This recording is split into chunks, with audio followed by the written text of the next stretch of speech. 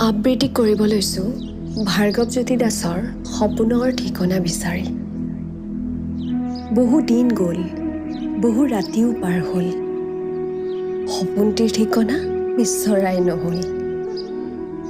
সময়বোৰ বাগৰি গৈছে লাহে লাহে, পূবৰ বেলিটি পশ্চিমলৈ গতি কৰিছে। চৰাইজাকেও চোন কেৰেলি পাৰিছে।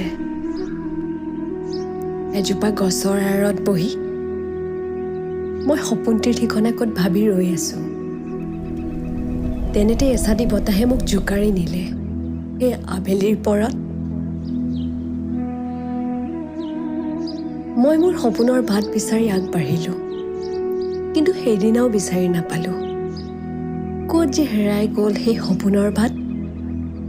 উভতি আহিব জানো আকৌ সেই ভাল লগা মধুৰ স্মৃতিৰ ৰসাল সপোনটি? ধন্যবাদ।